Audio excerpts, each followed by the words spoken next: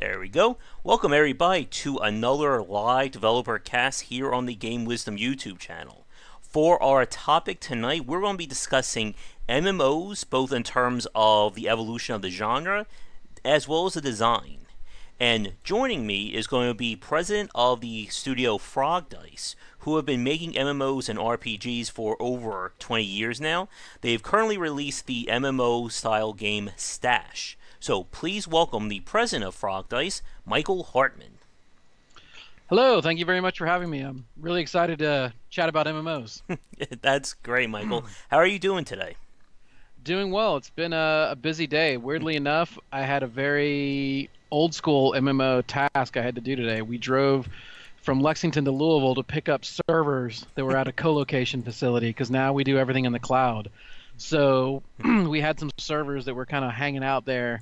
So it was very much like an old school, an ending of an old school thing that people really don't do anymore.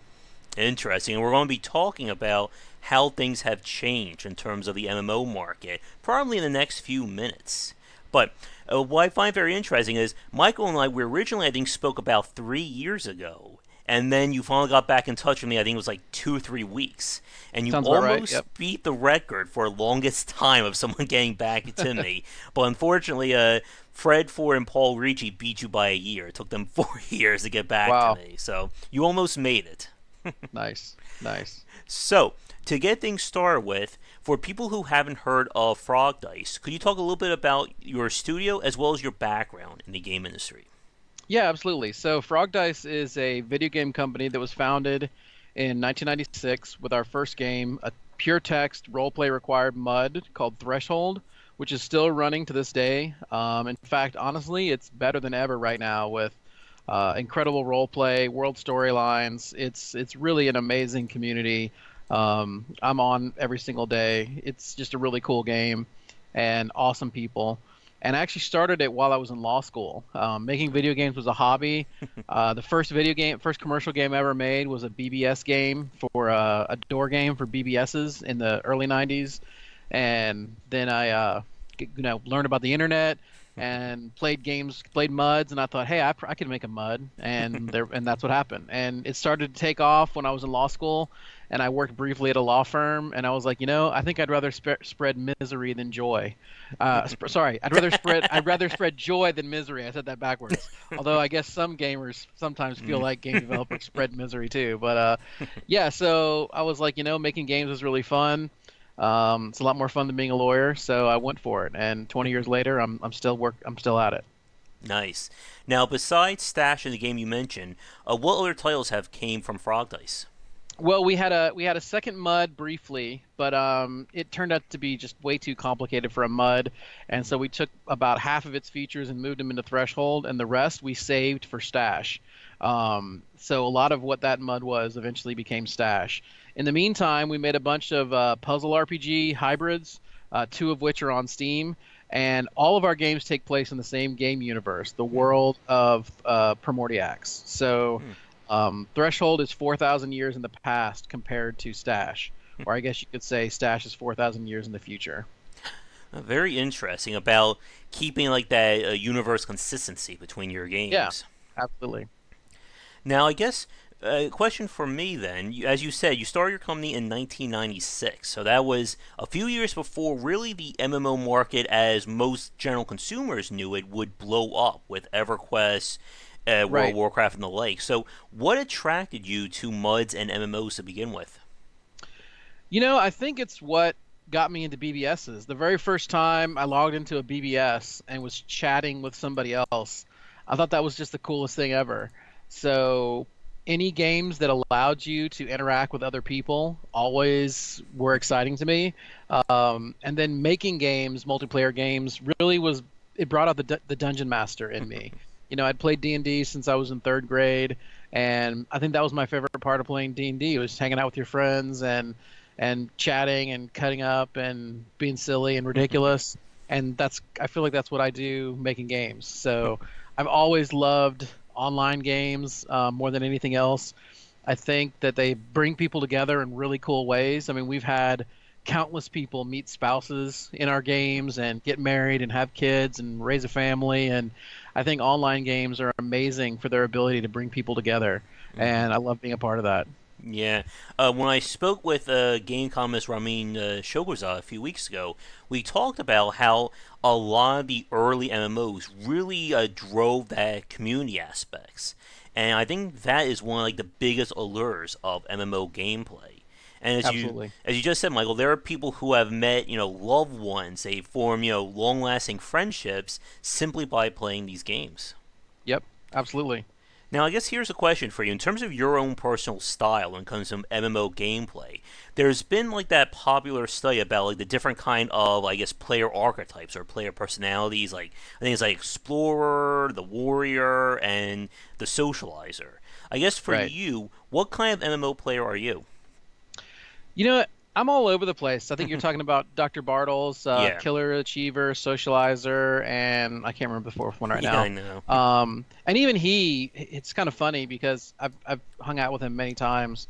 Even he kind of well, I wouldn't say hates, but he often laments the fact that those four archetypes just kind of took over and had the life of their own. He's Hmm. refined them a lot Yeah. over the years. Um, but really, I'm all over the place. And it depends on how much time I have to play. Depends on what I'm really feeling like doing at that time. I've had games where, like when I played Dark Age of Camelot, I was definitely, the killer. I wanted to PvP, Hmm. and then there's times where I've played other games and I really just wanted them as kind of like a social hangout. And there have been some games that were just really beautiful and I enjoyed the exploration aspect. So Hmm. for me, MMOs are my favorite kind of game to play also. So I like to try different MMOs and experience, them in different ways depending on their strengths. Hmm. And we have certainly seen a lot of them over the last, I guess at this point will be about, wow, about like 25 years, maybe a little bit less than that.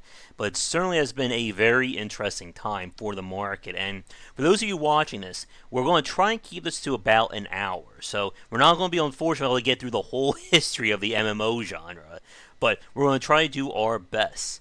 So as we said, the MMO genre, from what we know, really started to take off in the late 90s, early thousands. And again, for a lot of people, EverQuest was kind of that watershed moment, then followed by, of course, World of Warcraft. So, I guess my next question for you, Michael, is at that point, when we saw the MMO market starting to take off, I guess what did you think about it as a designer? All of a sudden, seeing EverQuest and World of Warcraft becoming like part of popular culture in the mainstream. Well, I was super excited to see the type of game that I liked becoming big time and mainstream. I inaccurately, maybe I shouldn't say inaccurately, at the time, what I hoped was that there would be as much variety in the MMO space as there were in other games, Yeah. or even as there were in the MUD world. I thought, oh, this is going to be great. You know, there's going to be games like EverQuest and WoW, but then there's also going to be games like Ultima Online. Um, and we're going to have all this variety, and there's going to be sci-fi games, and there's going to be, you know, modern political games and Hmm. spy games and all this kind of stuff. But unfortunately, WoW was such a titanic, massive success so quickly. And also, unfortunately, at the time, Star Wars Galaxies did not deliver Yeah. even close to what was expected. And so, as a result, everyone thought that WoW was the only way. Like at that time in the graphical world, there were really two main trees. I mean, you kind of had your theme park muds. You had, I mean, your theme park games, EverQuest and World of Warcraft, and you had your sandbox games like Ultima Online, which then immediately Hmm. went into Star Wars Galaxy. So you had these two major branches, which at the time were both healthy branches. But unfortunately, when it was just Ultima Online and EverQuest, they were relatively equal as far as health. EverQuest was bigger, but Ultima Online was at least competitive. Hmm. But unfortunately, as the next step of those trees came along, Star Wars Galaxies was not competitive with World of Warcraft in terms of success. So as a result, the theme park style really dwarfed the sandbox style Hmm. to the extent that people thought, well, sandbox is garbage, so let's not even make games like that. And not only that, but then they thought, well, even other games like Anarchy Online had a lot of technical difficulties, and Earth and Beyond, and a bunch of MMOs that were Mm-hmm. sci-fi. There were a lot of really early sci-fi flops. So you had Star Mm-hmm. Wars Galaxies, which I would not call a flop by any means, but people predicted that it would be 10 times bigger than it was. So you had that, you had Earth and Beyond, you had Anarchy Online. You had all these sci-fi games that did poorly. So you had sandbox games doing poorly. You had sci-fi games doing poorly, and you had a fantasy theme park game doing, you Mm-hmm. know, gangbusters. So developers just concluded, well, that's it. The only way to have a successful MMO is theme park fantasy. So as a result, all we got for the next 5 to 10 years were clones. Mm-hmm. Um, and that was really unfortunate because a lot of creativity and a lot of opportunity and growth in the MMO genre was lost. Yeah, and I'm glad you brought up kind of how World of Warcraft became the dominant template during the mid thousands. Because I agree with you right there. I know a lot of people I've spoken to also say the same thing, that WoW became the 800-pound gorilla that everybody wanted to chase after, and you just couldn't catch up to them. I mean, arguably, you still can't catch up to WoW today, Right. Nope. and it became a case, as you said, that everybody was following that same template. I mean, Right. hell, we could probably spend the next 5 minutes listing all the MMOs that came out from like Hmm. 2004 to I think like 2007, 2008. And it was very tough because a lot of, as you said, that kind of mentality or that theme park style, it kind of it reminds me a lot of the parallels I see with popular mobile style games today, where the big name is then copied by everybody. I just made a tweet. Well, for those of you watching this record, probably be a few weeks, but talking about city builders on Android and how every one of them follows the same exact template of that design. But of course, the problem is, why should I play one of those games when I can't? When I can just play, the most popular one? And the Right. same thing with World of Warcraft. Yep. Now, Yeah, and oh, that problem got even worse as the years went on because it was like, a game would come out, and even if it was slightly better than WoW, well, but WoW has 6 years of content. mhm, You know what I mean? Like, so why should I play a worse version of WoW? exactly. There's no reason to do that. Now, before I get to my next question, here's a little fun thing to ask you, Michael. During that period of like 2000 to 2005, 2006, we saw a number of very interesting MMOs. Again, while a lot of them did follow the theme park style, we certainly saw a few trying to step outside the mold. So, I guess my question for you is, were there any MMOs that came out during that 6, 7 year gap that you were particularly interested in? Well, I'm not, depending on exactly what years you're talking about. I really liked Tabula Rasa. I thought that was a really, really interesting. It was sci-fi. It was very different style than a lot of MMOs. I really liked that. I really liked that one that came out. City of Heroes was an MMO I played tons Oh of. yes. I probably went back to it like 3 or 4 or 5 times. I don't know. I played a ton of that. That's an MMO that, in my opinion, never should have been shut down. Mm, Um, yeah. let's see. There were um, hmm, other one. There's been a few other ones that have shut down. Sorry, Hmm. what? Oh, EverQuest 2 didn't shut down, but I thought that was a really cool game too. Mm. My wife and my wife's in the background listening. Nice. Yeah, we liked EverQuest 2. Um, Tabula Rasa is probably one of the ones that bums me out the most because we Hmm. had a what was that? Oh yeah, we played a little. Yeah, we played Final Fantasy 11. Oh yeah. So we tried to play everything. Hmm. But yeah, Tabula Rasa and City of Heroes are probably the two that shut down that really bummed me out the most because I really, really enjoyed those. Both of those I was online for the actual server shutdown event. Mm. Um, so yeah, those were some MMOs during that era that I really liked and I thought was a bummer for them to go away. Yeah. For me, the first one I talked with Ramin about this was Shattered Galaxy. I think it was like 98, 99. That was the Hmm. first kind of MMO, I guess, esque game that I played. I, of course, tried World of Warcraft like everybody in the known world did in like Right. 2003, 2004. I Yep. did like, what was it? Tales of the Desert? A Tale in the Desert. Oh yeah, we played the first Hmm. incarnation of that. that was a very cool game. Yeah, and Yeah. I'm pretty sure it's still going to this day. Hmm. Um, Yeah. and so yeah, that's a very cool, innovative Hmm. thing.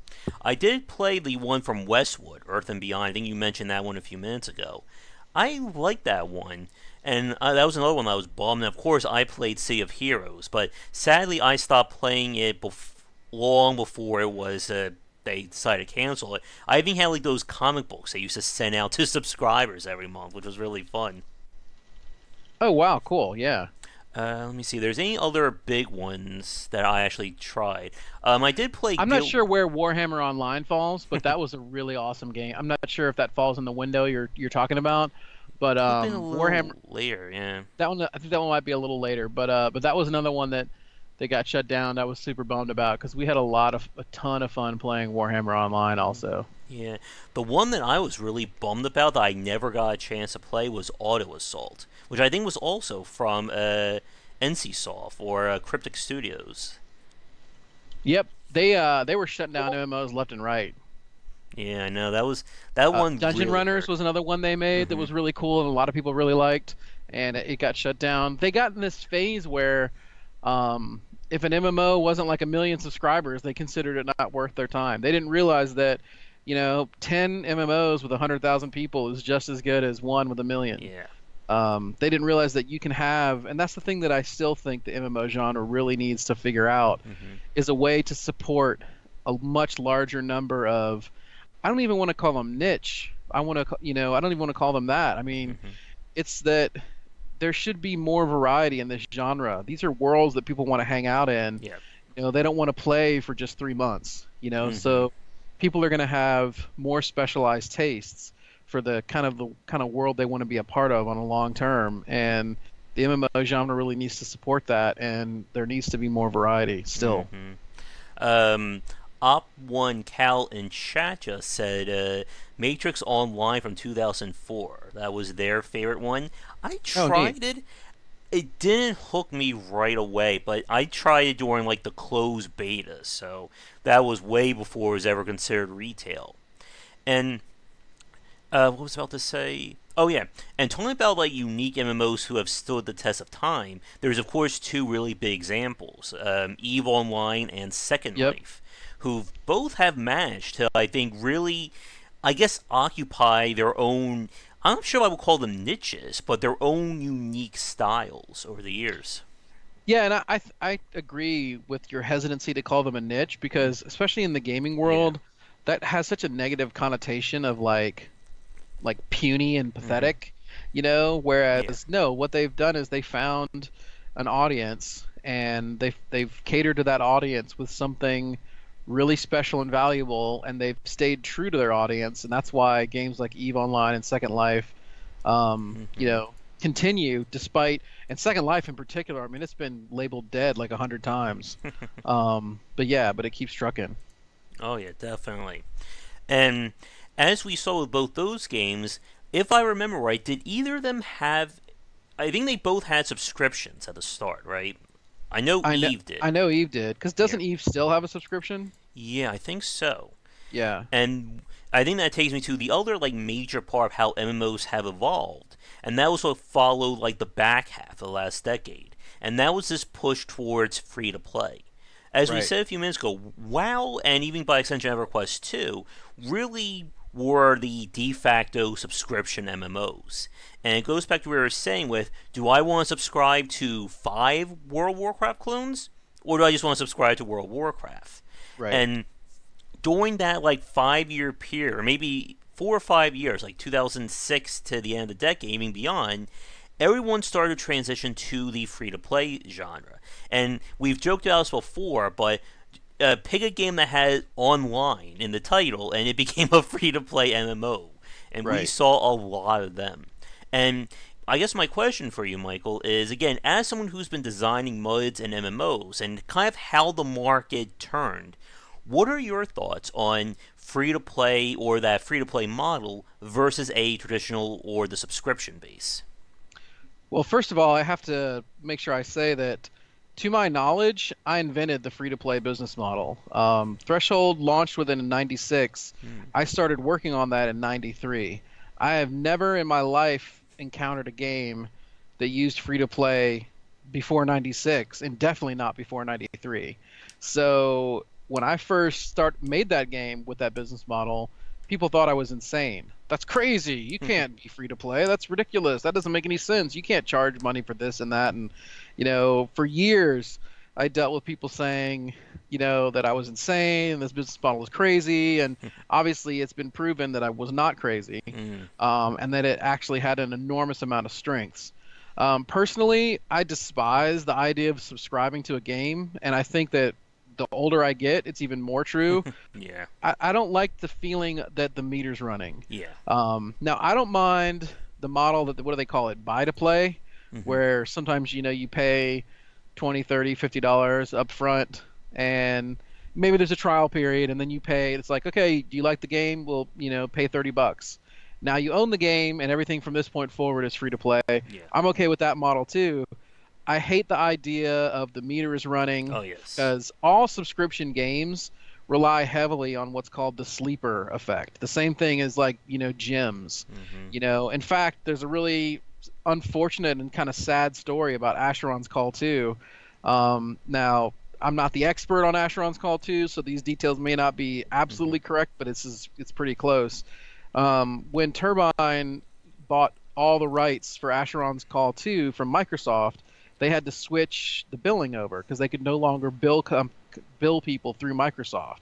Well, when they switched the billing over, they unfortunately did not have a way to automatically continue Uh, subscriptions. So people had to resubscribe. Well, when they got the email that said, "Hey, we're switching over, click here to resubscribe," most people didn't. And within a few months, Asheron's Call 2 went out of business. mm, And that's really sad because that was a neat game. hmm. But yeah, so I really hate the subscription model. I hate it as a player. I don't really like it as a developer either. It's a huge barrier to entry, Yeah. and more importantly, what I call is I say it has a huge barrier to re-entry, and Hmm. that's when say you've stopped playing a game and 2 years later you're driving around in your car and you're like, oh yeah, I remember that really cool thing. I remember in that game I liked, and you're like, but if I want to log on, I got to put my credit card and I got to pay $15, and Hmm. then you don't. Whereas if you can just pop on, you might pop on and say hi to your friends and stuff like that. And considering how social MMOs are, I hate the idea of this barrier of this subscription that keeps you from ever checking in on your friends in any way. Yeah. So I think that the subscription model is actually poorly suited to the Hmm. MMO. And I'm glad to see that free to play has really taken over and dominated. Obviously, I don't like to see certain elements of free to play Hmm. that I think are sometimes I'm not sure I want to go so far as to call them predatory, but some of them are at least on the borderline. Yeah. Like loot boxes have definitely got a lot of issues. Um, and we've never used loot boxes in any of our games. Uh, Hmm. and then there's the way that a lot of mobile games prey on children. I mean, we had a friend just a few months ago whose mom called my wife panicking because their sixth grader had gotten their credit card Oh, and no. bought $2,000 worth of gems in some game, Ooh. and they capitalized on that stuff on purpose. Hmm. Um, so free to play is definitely not perfect, and I don't like seeing the abuses, but overall, I think it's vastly superior to the subscription for any kind of online community-based game. Yeah, and I would agree with you on that, Michael. I mean, when I was playing World of Warcraft, again, it feels like a century ago, but I was already there. I was much younger than I am now. That, as you just said, it feels like a ticking time bomb or a ticking clock Right. that's going like, oh my god, if I'm not playing it, I'm wasting my money. Yep. And it just got a point where I'm like, why am I giving someone $10 a month simply as the pass key or the key to get into the Right. door? I'd rather have that money to spend on stuff that I want, or maybe to get more content in it. Right. And I would also agree with you that I would in terms of my preferred, I like to own stuff. I would rather always have that the Premier Edition or the Founders Edition or support, whatever you want to call it, that says you pay this amount of money, you're good. You don't have to spend Right. any more. If you want to buy vanity stuff, yes, but Yep. content wise, you're done. We put it out, you get it.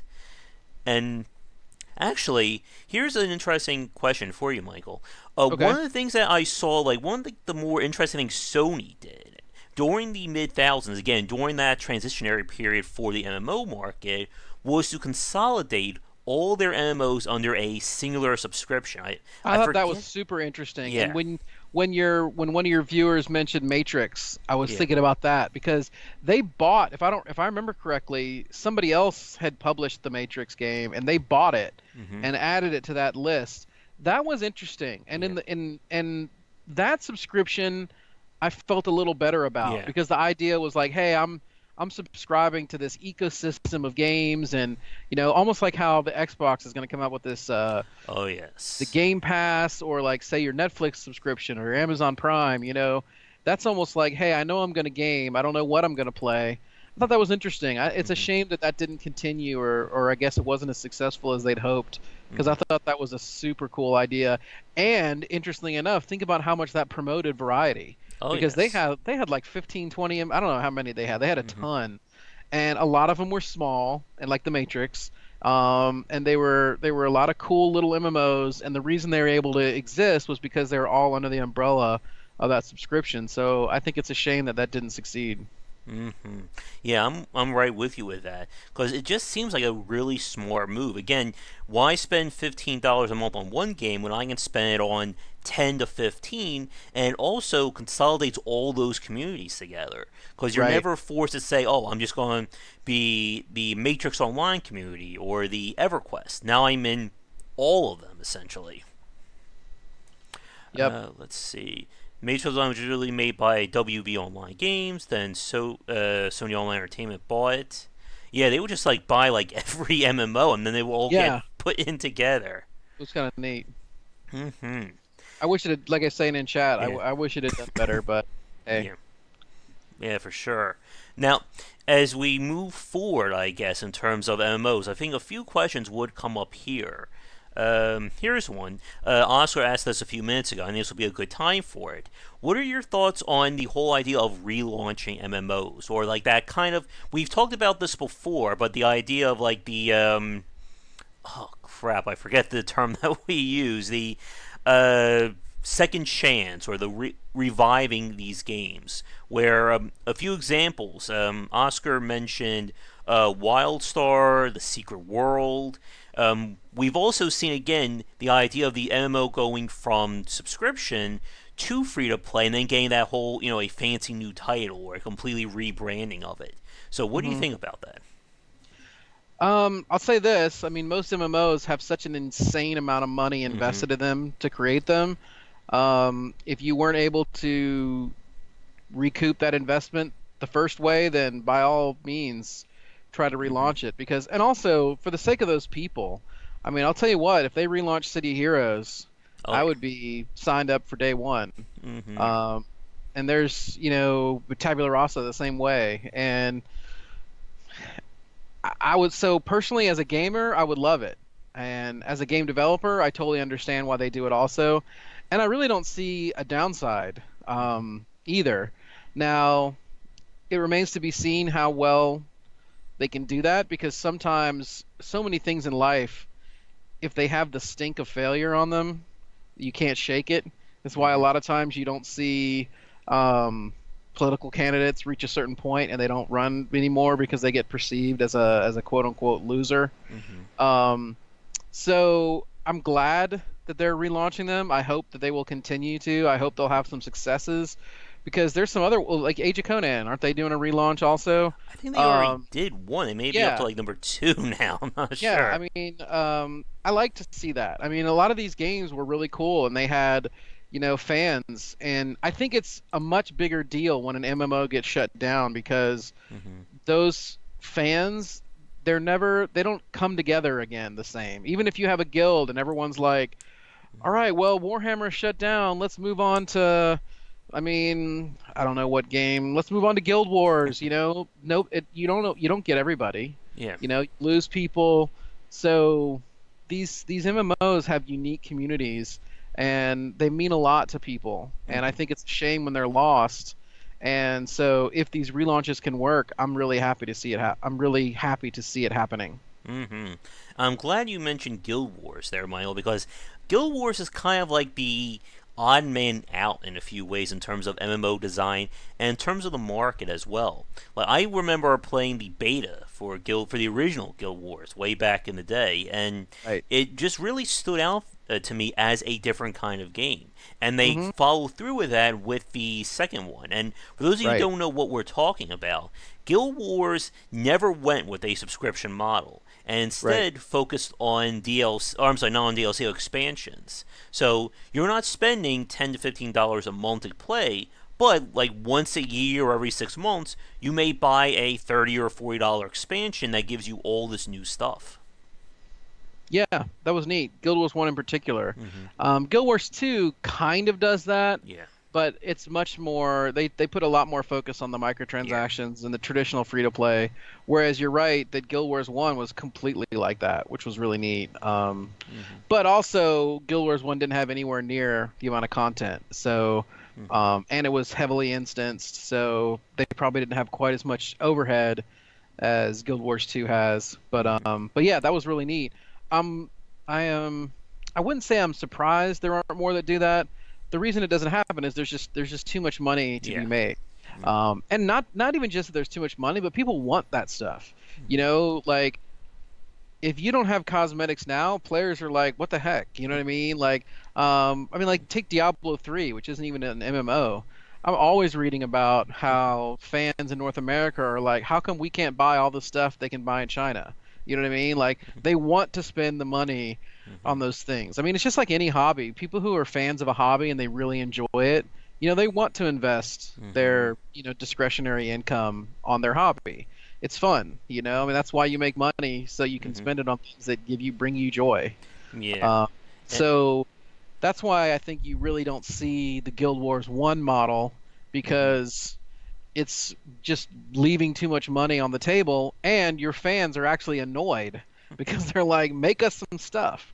Mm-hmm. So, but yeah, but that was interesting. Yeah, and I think the other side of that is kind of like that prestige factor of saying, I get this super cool outfit or my character model looks Right, better, and that can of course lead to some very crazy spending, especially for games like League of Legends that of course have their premium skins where they just do a right. complete remodel of their characters, but you're Yep, spending like $15-$20 per yep, character to get it. absolutely. Now, Oscar asked a really good question, but there's one other, I guess, MMO-ish kind of game I want to get your thoughts on, Michael, and that is Path of Exile. Have you had any chance to look at that game? I have. I was actually a really early beta backer of that game because I just liked a lot of things the developers said about their plans, Mm-hmm. and I back a lot of games. I think I've backed almost 100 Kickstarters. So I really like to support my fellow developers that are doing cool stuff. So yeah, I backed it early. I played it a little bit, but not a ton. Um,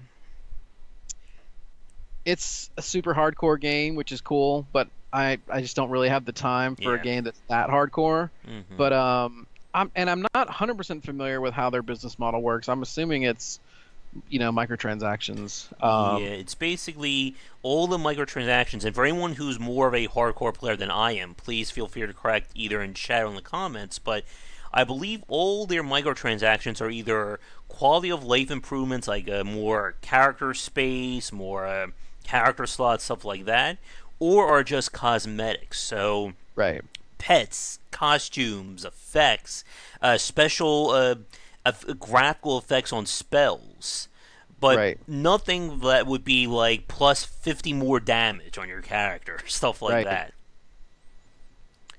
right. Now let me see. Getting to Oscar's second question, that actually takes me to another one, but I'll ask his first. So he asks, what do you feel is the best way to monetize in a free to play MMO? Um, I mean, obviously, first of all, it depends on your game, it depends on your scale, and it depends on your team and what they're good at. Like, if you have an enormous game on massive scale, then you might be able to like take League of Legends. League of Legends can get by on 100%, well, near 100% cosmetics through skins Hmm. because their scale is so massive. They don't need to sell anything else really, even though they do sell a little bit. They used to sell rune pages and a few other things. Hmm. Um, so when you have huge scale like that, and when you have, I don't know, six, seven, 800 artists on your team, you have that option. When you are a smaller company or a smaller team, sometimes you have to monetize other things, like you were mentioning, character slots or certain features. Or sometimes you have features that you have to make paid features because otherwise you can't afford to develop them. Hmm. So so I know I'm being kind of wishy-washy there. So it depends. As I said before, I don't really like loot boxes. I don't like them as a gamer or as a developer. I don't really like gambling in Hmm. general either. Anyway, so some of my own ethics are coming through there. But at the same time, I don't necessarily consider it evil or anything. The companies that do it, as long as they're honest, like, hey, this is basically gambling, Hmm. or even better if they give the odds. You know what I mean? If they actually Hmm. say, "Hey, this is a loot box," and hey, the cool mount that everybody wants is 1 in 10,000. I mean, if they're up, I feel like if they're up front, it's still not something I would do because I don't like that mechanic. But I can't look down on someone who does.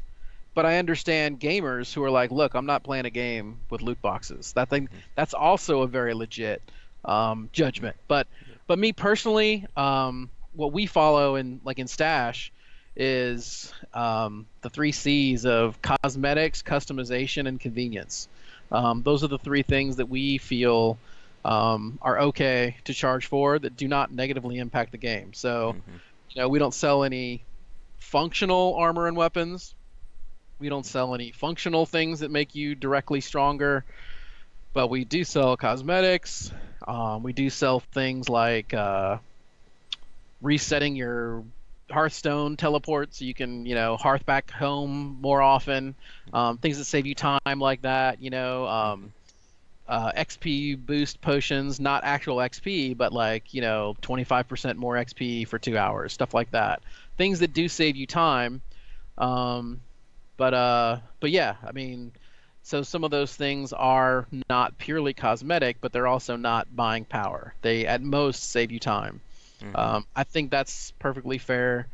Um, some people disagree, but I think those are all good things. And then obviously other types of customization that are like cosmetics, but I think all those things are good. Hmm.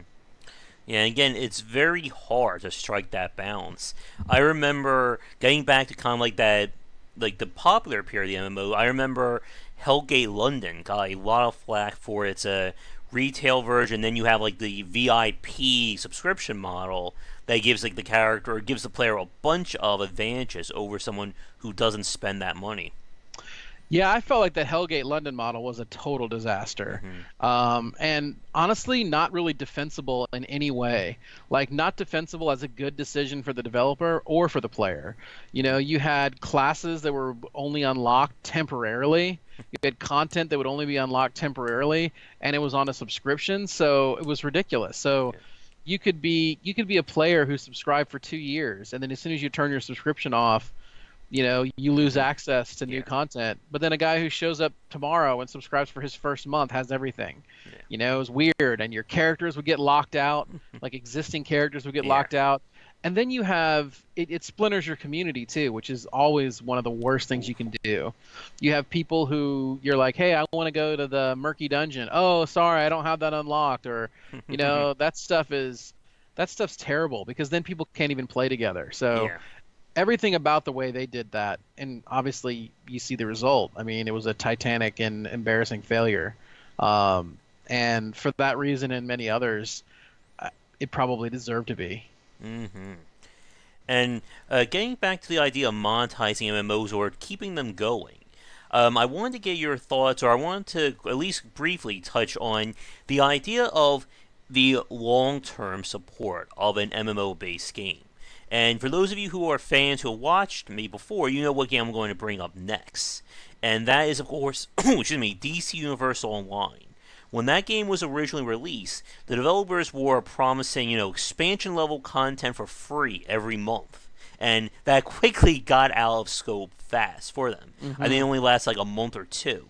So, with Frogdice and what you've worked on, Michael, how do you keep up when it comes to constant support of a game, especially one again that people expect these games to keep going. They don't expect to be doing the same thing for the next 12 months to 2 years of Right. time.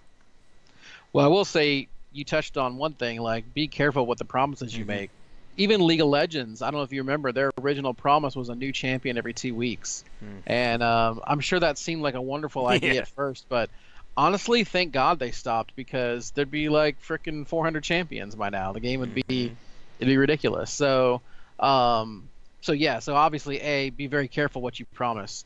Um, for us, I mean, like, honestly, like, look at our game Threshold. 22 years we've been developing content. I think that you have to pay attention to your player base, your community, see what kind of things they enjoy. I think you need to do one thing that Riot's doing a lot now too, which is not just constantly make new, but look back on things that were old and Mm-hmm. how can you revamp them? You know what I mean? Like, I Oh, think that's yes. really good too, because there's only so much content anyone can take advantage of, and when there's too much variety, it's almost overwhelming, Oh, yes. and then you have no idea what to do. So I think it's also smart to, in addition to developing new content, it's good to go back and revamp old content. Mm-hmm. And then there's the concept. This is a very navel-gazy game developer concept, what I'm about to go over, but there's a difference between developing nouns and verbs. Nouns are like um, additional variations on the systems you already have. Like Mm-hmm. you have the concept of armor in your game. That's a verb Yeah. because your systems are your verbs. So you have armor, which is a verb, but then you have, 57 different suits of armor.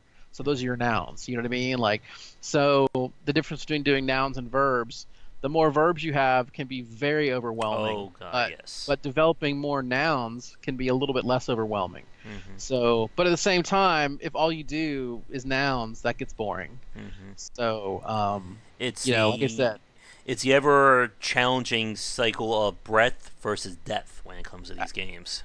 right. And you need both. I Mm-hmm. mean, like, there's no easy answer. You need both. Um, but yeah, I mean, I think you constantly develop things. And one thing that's really important, if you're the designer, you got to make sure you're designing things that you think are cool too. Because Mm-hmm. if you don't think it's cool, it's going to come into the game very dull. Yeah. And you have to make sure that you're maintaining your own level of passion Mm-hmm. so that the things you make are cool. Yeah. And the same thing can also be applied to people who make their games or do updates on early access titles, or even just the whole idea of games as a service today. Right. And trying to find a development cycle that works for you. Because one game, you could spend like 3 weeks or a month between patches may be reasonable for you, but someone else it could be maybe 2 months. But Right. it's very important. This goes back to what you just said a few minutes ago, Michael, regarding promising to the consumer that if you say I'm going to commit to 2 months for every new build, then you gotta make sure you can handle that Right. promise, or you're going to piss off a whole lot of people. Yeah, I mean, and right now on Stash, I mean, we're putting out a build about every 2 weeks, Mm-hmm. sometimes every week. However, we're not promising it. Mm-hmm. Now, one thing you have to be careful too is sometimes even if you don't promise, people start to expect it Oh simply yes. because you delivered on it.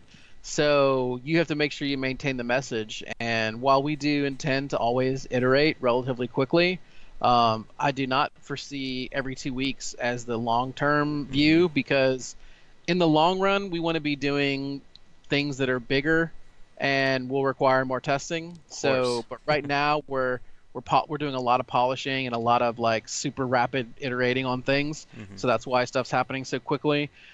I look forward to the point where we get the game to a maturity level where that slows down to maybe an update once a month. Mm-hmm. And honestly, I think that's better for players. I Yeah. mean, what we're doing now is exciting because you're getting new stuff every 1, 2, 3 weeks tops, and that is exciting. But I think that when an MMO is best is when you get to that maturity level where it's about once a month. And so you get to enjoy, you start to, especially in sandbox games, Stash is a very sandboxy game. Mm-hmm. you're setting a lot of your own goals, and so I think it's better to focus more on setting your own goals than being completely like a slave to what the Hmm. developer's hottest, sexy new item is. Hmm. And I want to touch on a point you made a few minutes ago, Michael, regarding going back over old content and giving it like a second look or retouching on it. Right, I think that's right. a very interesting part, and it's a challenge not just in the MMO space, but also when we talk about games as a service. Hmm. As a few examples, I know World of Warcraft has famously have redone the leveling curve and balancing their game in the Right. lower levels a few times over the past few years. When I played the game Payday 2, which isn't an MMO obviously, but they went the games as a service model, they have updated their progression and their skill trees many times, or I'm sorry, I think 1 to 2 times. But Hmm. the idea is you're taking something that people have already played, they've already experienced, and you're just basically taking it apart and putting it back together again. Right. And I have two questions for you regarding that. The first is, when you, as a designer, how do you decide what needs fixing? And then the second part of that is, like, how do you communicate that to your player base, especially if you say to people, hey, all you, 200,000 fans, you enjoy this, well, it's not going to be there anymore. Right. Well, that's the first hurdle. Like, Hmm. if you have old content that people really, really love, unless it's grossly unbalancing your game, you should leave it alone. Like, Hmm. resist the temptation to tinker with it. Because if people really, really love it, they may love it on an emotional level that is so deep that you Hmm. will never be able to recover that, no matter Hmm. how much quote unquote better you think you made it. I mean, we have some things. We have an area on Threshold, the newbie farm. It's one of the very first things I ever coded for that game. We're Hmm. looking almost 25 years ago. And honestly, it's not up to standard at all with the rest of the game. But so many people went there as their first zone as a newbie. I don't want to change it. I want that to almost like a museum. I want that to remain. It's not very significant. I mean, you can finish the content there in like 30 minutes anyway. So I like to leave that alone. Like I said, almost like a museum to people's early experience. So as far as deciding what needs, number one, if you have old content that is unbalanced with the rest of the game, then there's a very good chance you need to change it. Number two, if it is just simply not up to the standard of the rest of your game, Hmm. that's a very big and very valid reason to change it. Those are probably the two most important. And number three, if there are new mechanics that you've developed for your game, but the old content does not make use of those mechanics, then that's another good reason to go back Hmm. and revamp some content. But like I said, the biggest caveat to any of those is if you have old content that people really, really love and that they've connected to on an emotional level, you resist changing it unless it's absolutely necessary. And then with that said, how to communicate, I think you communicate by going through those three things and saying, hey, we will update old content if we find one of these three problems. However, if there is old content that you as a community truly love, tell us about that, and we will do everything we can to either leave it alone completely or try to at least maintain what it is you love about it while we update it. I have always found that if you communicate with your community as much as you can, that they will be along for the ride with you. And as long as they feel like that their interests have been respected and factored in, that for the most part they will trust you to do what's best for the game and the community. Just keep communicating with them. Hmm. And again, it's very hard sometimes to just figure out what you need to change, if at all. So I guess Right. going back to your point about nouns versus verbs, how do you decide when it's time to add a new verb? When it's time to add a completely new game system to something that has been around for either months or possibly years at that point? Well, the best reason, honestly, is if you or one of your designers just has a really cool idea. Honestly, if somebody on your design team just has a really awesome idea, and when you discuss it, you're just, that sounds awesome, and everybody's excited, that's the best reason. Because if people are super excited about it, it's going to come through in the game. The next best reason, all games are basically about pattern recognition. And when Mhm. people have mastered all the patterns that exist in your game, then you need to add some new patterns. You need to change things up. So if you feel like your game has gotten stagnant, or if you feel like your players have mastered everything that's in your game to the point where it no longer offers any challenges, then you need to add some new systems also. So those are the two reasons. You either have a great idea that's just, oh my God, I'm so excited about this idea, or you feel like your game is stagnated or no longer offers challenge and you need to change things up. Mhm. Now I'm doing a quick time check. We're about 52 minutes in, so I don't think we're gonna have enough time to talk fully about Stash tonight. But if you're free later on, Michael, we can certainly have either a recorded or a live cast just talking specifically about Stash in the future. Sure, that'd be great. But keeping in line with adding in new content, I guess I think this could either be our last question or one of the last ones. And for you guys watching this live right now, I guess I'm going to put in last call for any MMO design related questions for Michael. So please get them in the next few minutes if you have any. But keeping in line with supporting and keeping these MMOs going, one of the big points for a lot of people is the quote unquote end game. For a lot of players, I'm sure you've heard the phrase, the real game begins at the end, or the end game is when the game really takes off. Hmm. And we have seen MMOs kind of struggle with that kind of long term play. Like, some developers will raise the level cap, others will keep a smaller level cap and just keep adding in new content at that point. I think DC Universe Online does that point. But in your opinion, Michael, how do you handle the end game when it comes to an MMO, and do you feel that it should be substantially different compared to the rest of the title? I actually think the obsession with in-game is one of the worst things that ever happened to the entire MMO industry. Um, because at that point, why even have anything else? Like, Hmm. why have a game?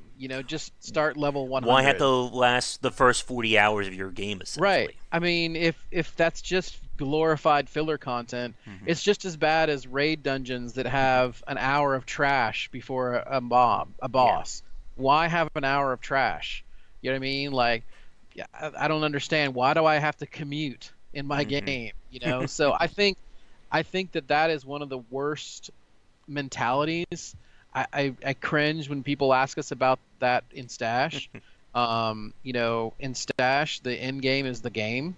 We don't expect people to rush to level cap.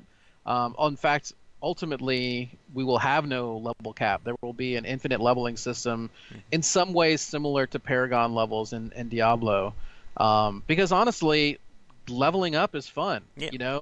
When you get to the point where XP doesn't matter, it's really bad for the game because experience points is one of the most fun rewards that exists in RPGs. There's a reason why that it exists in almost every RPG. Most games you reach quote unquote end game and now XP is useless and meaningless. It's also one of the reasons why killing trash is so boring Yeah. because it's of no value to you. So I think that focusing on end game is actually terrible, both design and for players. It makes players not enjoy the game while they're playing it because they're so worried about end game. And I think that it makes developers not focus on making every part of the experience fun because they're like, well, this is just the filler part until they get Hmm. to the end game, and it results in a lot of sloppy and lazy design, and I think that's unfortunate. So I ultimately Hmm. feel that obsession with end game has been terrible. It's like poison. It's affected the way players look at games. It's affected the way developers develop games. Whereas I would rather somebody have fun from the very second they start playing, Hmm. um, and enjoy every level they gain, and enjoy things that were unique about that level. Like, hey, when I'm level 15, I'm going to be hanging out in this part of the world, and this part of the Hmm. world is really cool, and I really like this part. Um, so I think that in-game obsession is really bad. Now, granted, that doesn't mean you shouldn't have things for people to do forever. Hmm. I definitely think that. Um, but I think ultimately, the only way you can have that is if a huge part of your game focuses on the interaction between players. For Threshold, that's role play. For League of Legends, that's PvP. Hmm. For other games, that's competition. For us in Stash, it's competition between clans that is constantly resetting every month. Hmm. Competition between religions that will reset every month. Things that people can do that are constantly resetting, that are based on competition between players and relationships between players, because that's infinite. The way people behave and the way Oh yeah. people compete, that's something that never goes away. Hmm. Um, and then we've also designed those things in a way that even people who aren't quote unquote max level can compete. Um, so you don't have to be max level to be number one that month in how much prestige you earned, or Hmm. even how much XP you earned. So I think that's really key. Hmm. And two really good points I want to discuss or to pull out from that, Michael. The first one is you said when it comes to the idea of the end game and how it invalidates a lot of your game. I think the other part of that, it also invalidates the story and the world as well. Right. Yep. Where if I go to, let's say, the Western Hemisphere to level up and now I'm at max cap, well, all the quests over here, I don't need to do them anymore. The quests either don't give me experience or it's Absolutely. just there's nothing there. It was one of Yep. the I think getting back to Guild Wars 2, I think one of the most brilliant things they did was allow the player. It scales the player to whatever the level is of that zone, and then it just scales rewards to what your actual level is. Right. So the beauty of that was no matter where you were at in the game, you were getting rewarded for it. And it goes exactly to what you also said about experience points. There's a reason we love filling those little bars that appear at the Yep. bottom of the screen. And you should all, and I say this many times for fans of game wisdom, that one of the most important points about progression is that the player should always feel like their time is being valued. They should always feel like they're moving forward, whether it's by inches or miles. Because Right. the second they stop feeling progression, the game just becomes work. Right. And the other point about what you just said regarding having the end game or the quote unquote end game being more player centric rather than content centric. When I spoke with Ramin about this, he also said that kind of thing, that having the community essentially create the content for you. And he was talking about things from more of a free to play or an MMO based economy system or content system. He felt that was a really strong way of basically taking the slack off of the developer. Because, as I'm sure you're no doubt aware, working endlessly on an MMO in terms of content is just a task that will never end. But if you Right. can set things up so that the players are essentially making the content or driving the interaction, then you can just sit back and relax at that point in a sense. Right. And then what you do instead is you work on tools that Mm-hmm. facilitate interaction. You know what I mean? Like instead of cranking out 4,000 raid dungeons, Mm-hmm. you work on new ways that players can interact, new ways that they compete. Like, Mm-hmm. I don't know, just to totally off the top of my head, let's say you have 10 raid dungeons, you develop a new system where you can do dungeons backwards, or a new system where you can do a dungeon and there's a leaderboard for time, and all kinds of stuff like that. You start developing new ways for people to experience the content, Mm-hmm. new ways for them to interact with each other, new Mm-hmm. tools, new commands, new systems, things like that, so that so it's not like you're just lazily sitting back and doing nothing, Mm-hmm. but instead of getting on that infinite content Oh wheel yes. that will never end, you're creating things that have evergreen lifespans. Yeah. And it's just very important to, again, keep the player's interest, because as we've said, MMOs and even by extension games as a service model, it's not about supporting a game for 5 to 6 months and then calling it quits. We're talking Right. about games that are lasting for years. In Hmm. WoW's case, decades. And as you said with Threshold, it's been around since you said 1996. Right. Yeah, Been so open since '96. Yep. nice. And again, like for some people, they hear that and they think, "How the hell do you do that?" Oscar mentioned earlier in chat about Destiny, how they were planning to make it a 10-year long game, but Right. it takes a lot to make these titles, and you really do have to be forward thinking in a lot of aspects to make Hmm. sure this game gets stabilized. Absolutely. Yeah. And you have to, you know, constantly make sure that you're providing those things for players to keep them engaged and keep them Hmm. interested. Yep.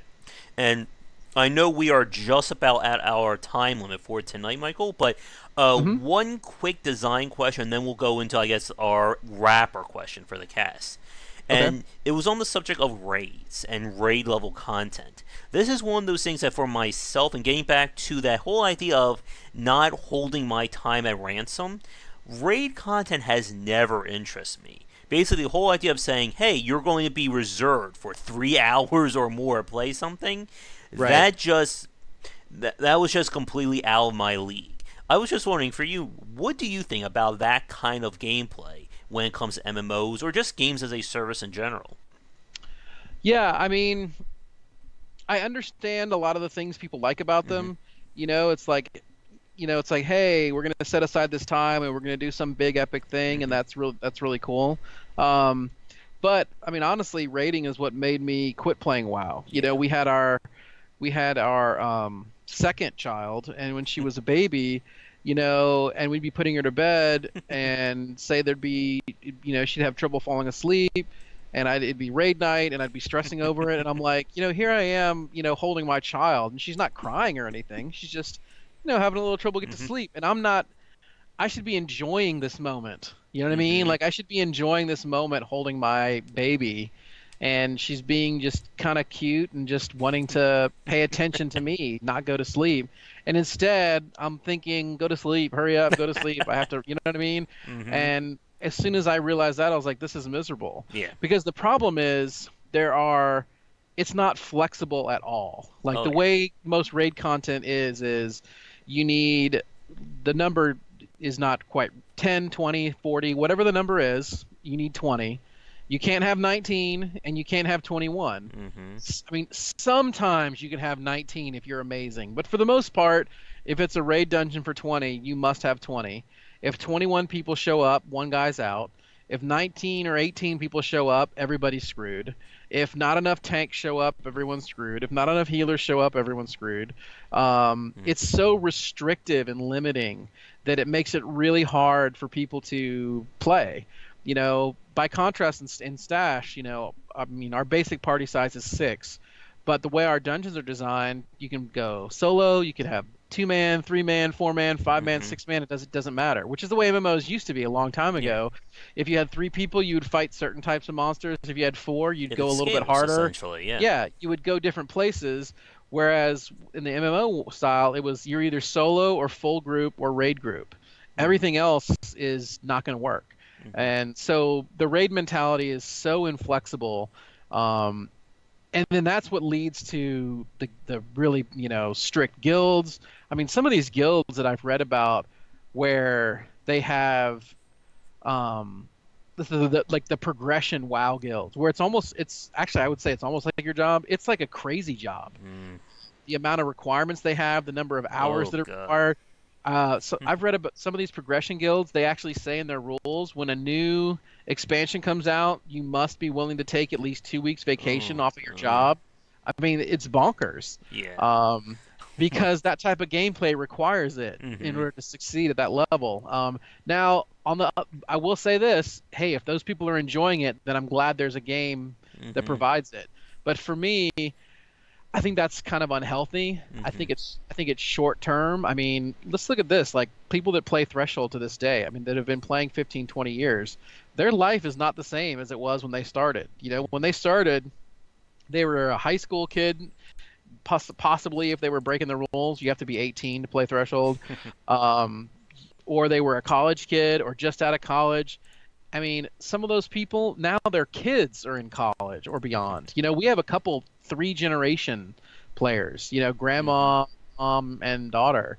And so people's lives have changed so dramatically, they can't play the same. And so I think that extreme strict raid mentality makes it really exclusionary, Yeah. and it makes it so difficult for people to play. And like you said, to a large extent, it is disrespectful of their time. I Hmm. mean, the fact that 19 people can have their night quote unquote ruined because one tank doesn't show up, Oh you know, god. or one healer or whatever, or one guy's internet is failing. You know what I mean? Like, that's all it takes, and then everybody else is, and then people are mad, you know, like the tank whose internet is failing, then everyone's mad at him, you know, and Yeah. it's like all kinds of horrible things happen that shouldn't happen. Mhm. Um, so yeah, Yeah, I know, and yeah, I'm glad I never got to that point in MMO where it just became all about raids, because there's just no way I could do something like that. I just, as a quick aside, I'm just wondering just how much things would have been different if streaming and like YouTube and Twitch streamers were around during the heyday of World of Warcraft, with people just streaming their raids and stuff like that. I just wondered how much crazier it would have been back then. yeah. I mean, I there's an you can make an argument for both. You could say that it would have been crazier because Mhm. actually the truth is it probably would have been crazier, and it Mhm. probably is crazier now because now there's such a huge financial upside. Like in Oh yeah. 2004, 2005, being the number one raid guild in WoW, well, so what? It didn't really do a lot for you. Mhm. But if you're the number one raid guild now, I Oh mean, you can yes. make millions of dollars on Twitch. Mhm. So now there is a gigantic financial incentive.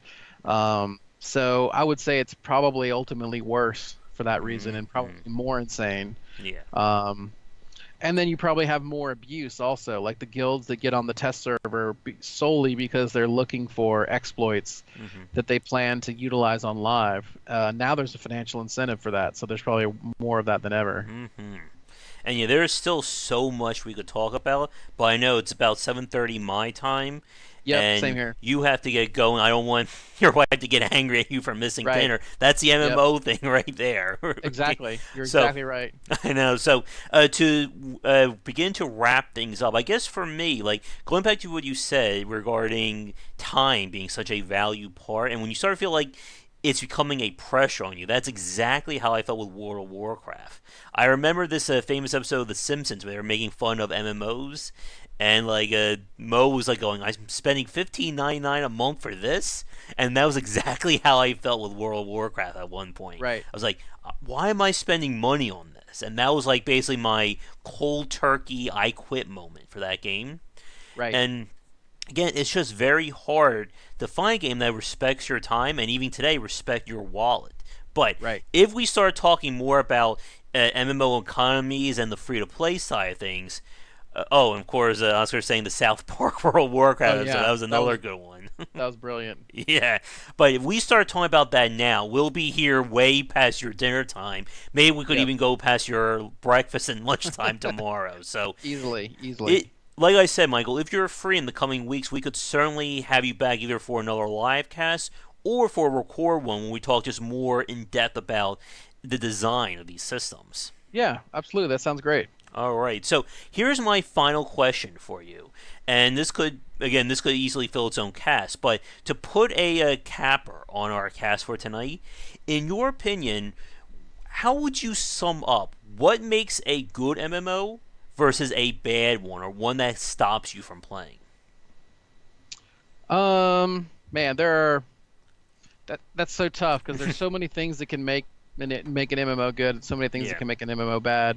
Um, for me, I mean, what makes an MMO good is I want an MMO that encourages and promotes interaction with other players and doesn't stand in the and on the flip side, I don't like MMOs that stand in the way of interaction with other players. Like Mm-hmm. games that are so high action that you have no opportunity to communicate with other players. There are a lot of MMOs nowadays are going with like action combat and stuff like that, and that's kind of neat. But then there's no room to talk to anyone. Like if you try to talk to somebody as they're running by, they don't have time to stop. Mm-hmm. Especially when they're you know 12 hours to race to max level, Oh yeah. they have no interest in stopping. They're like, no, no, no, no, I'm trying to get to max level. So I think honestly that's probably the key to me because if I'm playing an MMO, if it was all about the mechanics, I'd be playing a single player RPG. If it was all Mm-hmm. about I just want really cool mechanics and fancy effects and explosions and everything like that, well, I could be playing, an action RPG, Mm-hmm. Diablo, Path of Exile, or a single player. Mm-hmm. If I'm playing an MMO, I'm playing it because I want to interact with other players. I Yeah. want to be part of a community. So the number one thing to me is that the game has tools to facilitate meaningful interaction with other players, the ability to team up with them towards shared goals, those kind of things. And then the biggest thing that makes an MMO bad is the ones that stand in the way of that or give you few or no ways to work together in a positive way with other players. Yeah. And of course, again, the when the microtransaction or the monetization model gets very predatory as well. Yeah, now that I almost separate the bit. Yeah. I almost keep the business model separate from the game Okay. design, even though they obviously affect each other tremendously. But yeah, you're right. I mean, Mm. if the business model is a problem, well, that's going to drive people away and kill your community. Mm-hmm. Because there's something to be gained. I mean, there's huge things to be gained. You don't want your game to all be, rich snobs, people that can only afford to spend $100 a month on Yeah. microtransactions. You know what I mean? Like, you want some quote unquote regular folks um, who can't afford that kind of thing. Yeah. And I think it's good. I mean, when I play an MMO now at 45 years old, it's fun to have, you know, 18, 19, 20-year olds sometimes and sharing some of their crazy things that happen and their funny stories, you know what I mean? Like, I mean, and I can laugh and think like, man, I remember when I did dumb stuff like that. I don't Mm-hmm. say anything like when they're in my guild, you know what I mean? I don't say anything about it, but it's funny. They're like, Mm-hmm. "Oh, my roommates, we're in a fight because nobody wants to buy toilet paper and we're feuding." And so I mean, it's just so it's good to have. I feel like it keeps me a little more grounded to have, younger people in the guild. Just like when I was younger, I loved when there were older people in my guild. Yeah. You know what I mean? Like I thought that was super cool. Mm-hmm. So, I wouldn't want MMOs to be all filled with people that are on trust funds and structured settlements and so they can sit at home all day and have money in the bank to buy stuff. I think that would Mm-hmm. make for really unfun communities. Yeah. So Mm-hmm. yeah, business model can definitely ruin the community too. All right. And again, I would love to sit with you. We could probably spend another hour, hour and a half easily chatting tonight, Michael. But Yep. again, we have to, unfortunately, we have to respect, I have to make sure to respect your time and your wife's time as well. So we better wrap things up for now. But yeah, like I said, there's still a lot more we can discuss. I especially want one thing we didn't touch on. I would like to talk to you again on our next cast is kind of the state of the whole Korean and Asian MMO markets and how that kind of impacted things as well. But Right. again, and of course, we need to have a more in-depth discussion on Stash. Yes, And definitely. I guess for my final thoughts, as you said, Michael, I think a major part of what we see as a difference in MMOs today versus the old days, or I think what like Rami and I talked about is like the quote unquote golden age, again, is that lack of community interaction.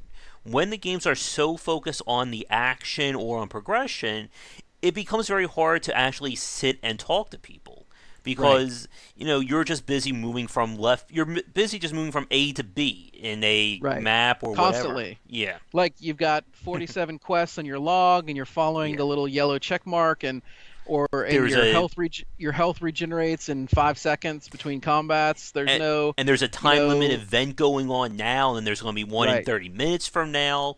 It's Yep. just very hard to build that community aspect. And like again, some of the older MMOs, like again, I played Shattered Galaxy, Sea of Heroes, A Tale in the Desert, and of course EverQuest. They really allow people to get those interactions, and I think that's one of the really sad things. We really don't hear all that much about that community driven aspect in modern online games. You mentioned, of course, some of the older ones like City of Heroes, and yeah, I remember finding guilds back then. But or even Eve Online, we still hear these massive tales about Eve Online's community, but we really don't hear all that much about MMOs or online games that have come out recently. Yeah, I think that'll change. I mean, Mm-hmm. I think the golden age is still to come. You know what I Mm-hmm. mean? Like I think that we're gonna have learned a lot of lessons, and I think the golden age of MMOs is to come. And Obviously, I hope that Stash plays a role in that because Stash has a huge emphasis on community, Mm-hmm. and there's lots of opportunities. I mean, even just the fact that it's turn-based, turn-based combat, Yeah. there's a lot of opportunity for communication, and there's plenty of time. Because of that, you don't feel like, oh, I stopped to talk for 5 minutes. Well, that's it. I could have gained 4 levels. You know what I mean? Like, it's not super fast Mm-hmm. advancement. So, you don't feel like stopping for a minute to talk to somebody is like hamstringing yourself. Mm-hmm. So, I think that, hopefully there's other games like Stash that will do this. Hopefully they won't do it as well as us, or hopefully they'll do it in a different way. Mm-hmm. But I think that we are contributing with Stash to this, you know, Mm-hmm. upcoming golden age of MMOs that are going to have learned a lot of these lessons. All right, great. I think that is a good point to end on for tonight. So, Great. with that said, we're going to wrap things up for our live cast. Again, Michael, it has been a pleasure hanging out with you. Best Thanks, of Josh. luck with Stash. And like I said, if you're free in the coming weeks, we can certainly do a follow up because there's still so much more we can discuss. Absolutely. All right, and for you folks watching this live or recorded, thank you so much for tuning in. Be sure to check back for daily discussions on game design here and on GameWisdom.com, where we examine the art and science of games. If you're watching this recorded and would like to see these archives early and ad-free, be sure to check out patreon.com/GWBicer to find out how.